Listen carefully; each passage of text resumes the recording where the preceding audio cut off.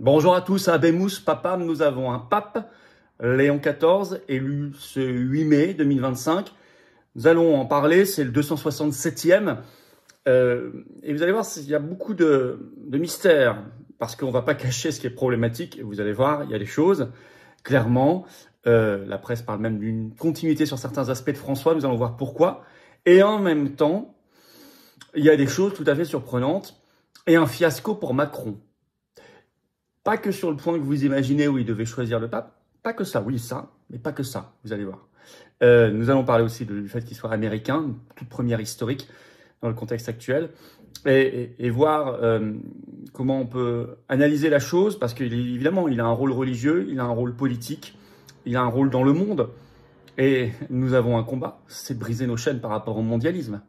Bien sûr, si c'est pour avoir une énième autorité qui accompagne et renforce le mondialisme, et on a beaucoup critiqué François à ce sujet, ça ne sert à rien, c'est même problématique. S'il y a d'autres aspects plus intéressants, il faut en parler aussi. De toute façon, il est au premier jour de son pontificat, donc nous verrons bien. Il ne s'agit pas ici, vous savez, quand il s'agissait d'analyser la nomination de Barnier ou Bayrou, c'était facile, on avait 50 ans de carrière derrière, je pouvais vous dire tout de suite ce qu'il en était. Bon là, on a beaucoup moins de choses, en plus c'est un pape assez discret, on a quelque chose, mais pas grand chose. Donc, on n'est pas dans le même registre d'analyse. Mais vous allez voir, c'est extrêmement intéressant et extrêmement concret, y compris pour nous, Français, dans cette affaire. Merci de partager cette vidéo partout. Pour ça, de lui donner de la force en vous abonnant à cette chaîne YouTube par un petit clic gratuit sur s'abonner. Petit clic en dessous sur s'abonner. Ça va aider beaucoup la chaîne. Les vidéos seront mieux recommandées par l'algorithme. Elles vont toucher plus de monde. Donc, merci pour votre abonnement à la chaîne. Merci beaucoup. On est en direct à 19h ce vendredi 9 mai sur cette chaîne. Soyez là à 19h, gros direct. Ça et tout le reste. Il y a plein de sujets explosifs, plus toutes vos questions que je découvrirai, auxquelles je répondrai en direct sans aucun tabou. Soyez là à 19h. Vous avez noté notre très grand rendez-vous le jeudi 29 mai à 18h devant le Sénat pour les 20 ans du non à la Constitution européenne. 29 mai, c'est-à-dire 20 rue de Tournon. Et beaucoup de monde très intéressant prendront la parole. Ça vient de toute la France. Organisez-vous. Et c'est en même temps un grand rassemblement pour l'avenir et pour le Frexit, bien sûr. Le très grand rassemblement pour cela en France. Donc soyez là, bien entendu, je vous invite à vous organiser d'ici le 29 mai. Avant cela, samedi 24 mai, je suis en grande réunion publique l'après-midi, le samedi à Nantes, entrée gratuite. Inscrivez-vous par le lien sous la vidéo en description pour Nantes. Et le lendemain, dimanche 25 mai, je suis à Cannes. Inscrivez-vous par le lien sous la vidéo en description pour Cannes. Voilà, et vous trouverez toujours notre pétition contre la reconnaissance faciale et le crédit social en France. Je vous attends, patriotes. Je vous attends, patriotes. Vous êtes gorgé d'espoir, d'espérance et d'envie de vous battre. Vous êtes à la bonne adresse. Ici, c'est le plus grand mouvement souverainiste et de résistance de France, symbolisé par cette carte orange d'adhérents aux patriotes que j'ai l'honneur de présider, mais je ne le construis qu'avec vous. Et nous agissons, nous, concrètement, tout le temps. Et on lâchera pas le morceau. Je peux vous le dire, on en parlera dans ce direct vendredi, notre direct à 19h, vous allez voir. Il va s'en passer aujourd'hui. Mais j'ai besoin de vous. Nous sommes un mouvement indépendant qui n'a pas un euro de financement public, rien, qui est attaqué par le système. C'est normal parce qu'on dérange, on est anti-oligarchique à 100%, mais ensemble on gagne. 2025 est une année extraordinaire qui bouge les lignes, ensemble on gagne. Venez maintenant, vous pouvez adhérer ou réadhérer aux Patriotes dès maintenant par le premier lien sous la vidéo en description, ou faire un don au mouvement par le deuxième lien sous la vidéo en description. Ça permet de financer nos actions aussi, tout ça, parce qu'on n'a pas de financement public, je le rappelle. Les liens sont également sur les-patriotes.fr, notre site. Et je vous rappelle que dès que vous adhérez, réadhérez, vous faites un don aux Patriotes, vous faites baisser vos impôts concrètement, car il y a 2/3 de défiscalisation sur ce que vous mettez. 2/3. C'est énorme. Profitez-en, faites pas ce cadeau au fisc. Bravo aux donateurs, aux réadhérents, bienvenue du fond du cœur, aux nouveaux adhérents patriotes. Allez, on y va. D'abord, c'est un fiasco pour Macron, cette élection de Léon XIV, le nouveau pape, de son nom, donc Robert Francis Prévost. Alors, il a un nom de famille français, vous allez voir pourquoi, parce que son père était français. Sa mère, apparemment, il a des origines françaises, italiennes et espagnoles. Il y a des sources qui disent que son père était français, sa mère italienne, d'autres qui disent que son père était franco-italien, sa mère espagnole. Bon, enfin, en tout cas, il a ces origines-là, donc assez latines quand même. Et il se trouve que depuis le 29 avril, vous avez les montagnes d'articles, ça a commencé dans la presse italienne puis mondiale. Ça a commencé comme cela, par ce message. Macron veut aussi choisir le pape. Et il poussait l'archevêque de Marseille, qui était très macroniste, très mondialiste, très wokiste, Jean-Marc Aveline. Échec. Échec total.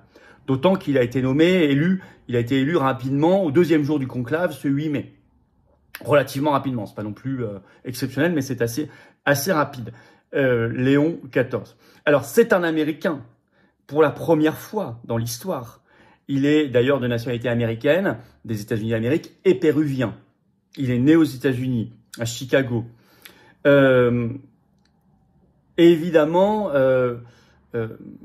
qu'il soit trumpiste ou pas, et nous allons voir que, a priori, il ne l'est pas, même s'il y a des choses plus compliquées. Évidemment, le symbole est là. La première fois dans l'histoire de la papauté qu'il y a un pape américain, au moment où Trump est président aux États-Unis, évidemment que c'est ça qui restera.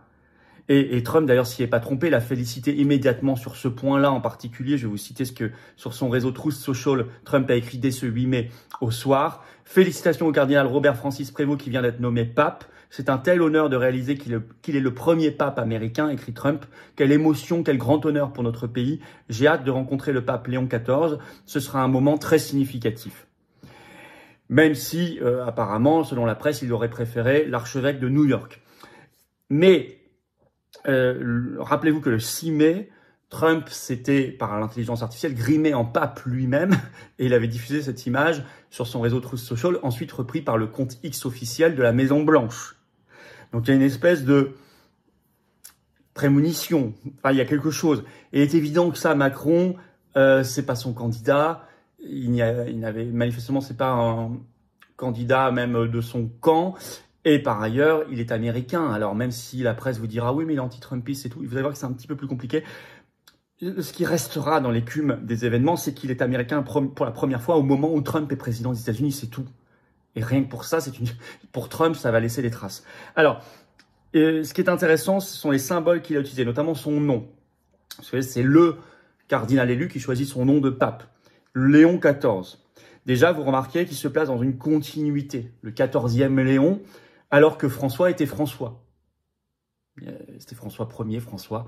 Donc on a le sentiment qu'il veut se remettre dans un héritage, une continuité par rapport à une rupture. Alors les Léons, c'est intéressant comme référence pour les papes. On pense tout de suite au premier, Léon Ier ou Léon le Grand, on dit plus souvent Léon le Grand, qui a été un évêque de Rome très actif, très important, un grand pape. En 452, donc c'était au 5e siècle, il avait mené une délégation romaine pour rencontrer Attila, le Hun, et pour le dissuader d'envahir l'Italie. Donc il y avait un symbole de paix, un message de paix. On peut y voir cette trace-là. Et puis surtout, bien sûr, le dernier, c'était Léon XIII, un grand pape qui a été pape pendant 25 ans, de 1878 à 1903, donc essentiellement la fin du 19e siècle, tout début du 20e. Et il a écrit beaucoup d'encycliques, et notamment une très célèbre, mais je vais vous en parler de deux. Celle-là, vous en avez parlé dans les médias, il y en a une, vous en entendez moins parler, mais vous allez voir, elle est très importante. La très célèbre encyclique Rerum Novarum, 1891, qui est ce qu'on appelle la doctrine sociale de l'Église, c'est pour ça qu'on l'appelle Léon XIII le pape social, souvent, qui...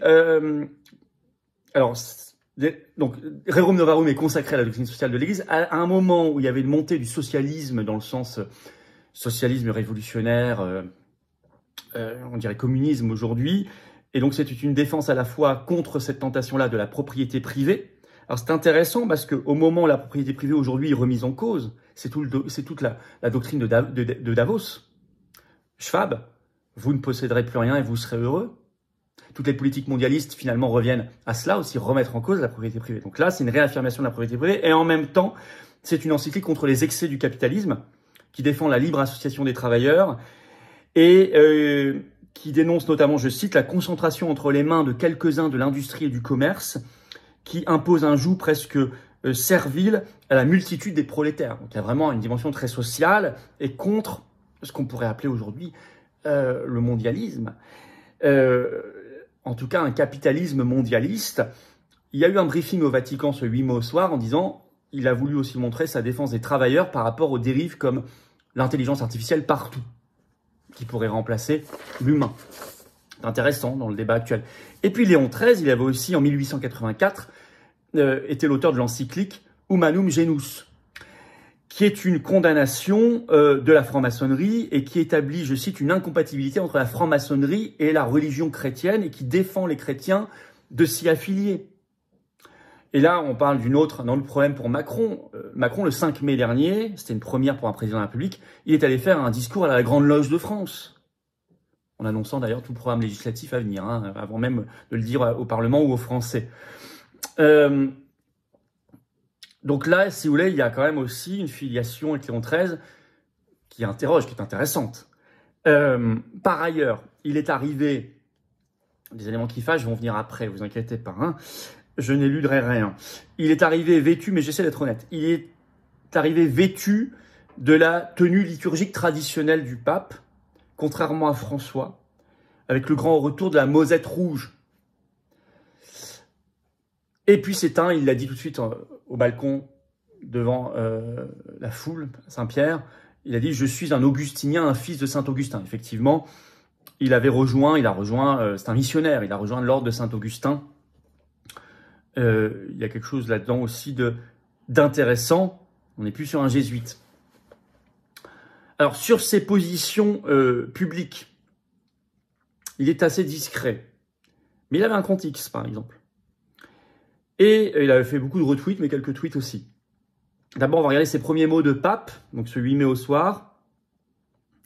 Donc, je l'ai dit, je suis un augustinien, un fils de Saint-Augustin, mais il a dit aussi « le mal ne gagnera pas ». Premier mot. Très intéressant. Je vous signale que les mots de Macron, c'est « la bête de l'événement est de retour ». Elle est là. Bon, on est un peu sur l'opposé, si vous voulez. C'est quand même frappant. Par ailleurs, il a demandé immédiatement à la foule présente de prier pour la paix et la justice. La paix dans le monde. Là aussi, on est à rebours des va-t-en-guerre. Camp de Macron, les faucons.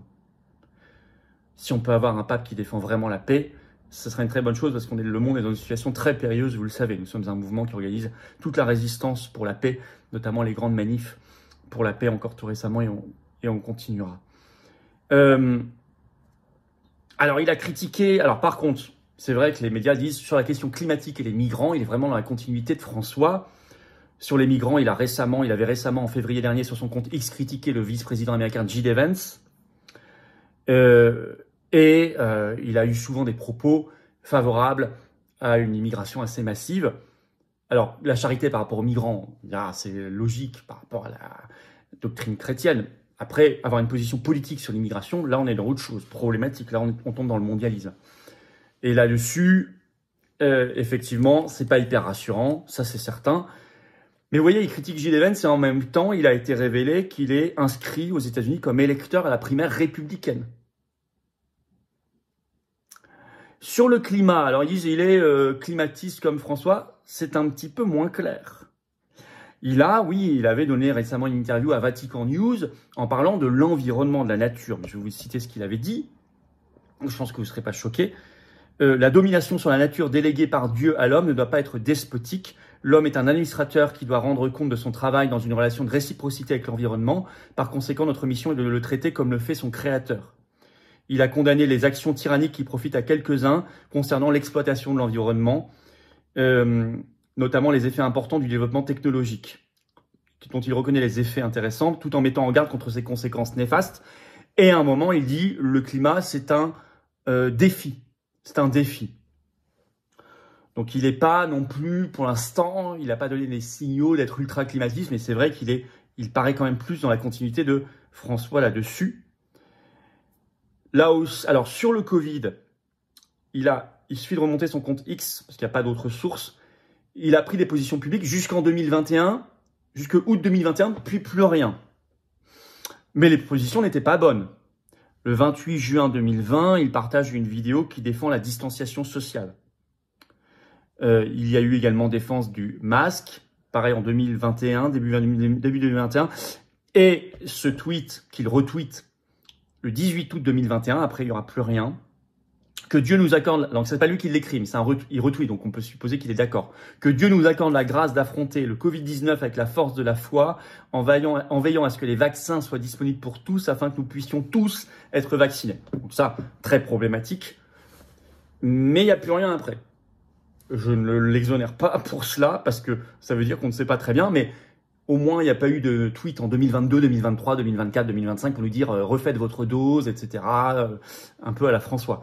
Là, c'était différent, mais n'empêche qu'il y a eu ça. Voilà, ça, c'était 18 août 2021. Après, certains diront, peut-être qu'il a compris ensuite. Bon, on peut toujours espérer cela, et on ne peut pas condamner les gens tant qu'on ne sait pas totalement. Je dis, on n'est pas ici face à un homme politique qu'on connaîtrait depuis 10, 20 ou 50 ans et qui serait très facile de juger immédiatement. on est sur quelqu'un de plus mystérieux et que ça c'est secret. Mais bon, il y a tous ces signaux et je vous les cache pas.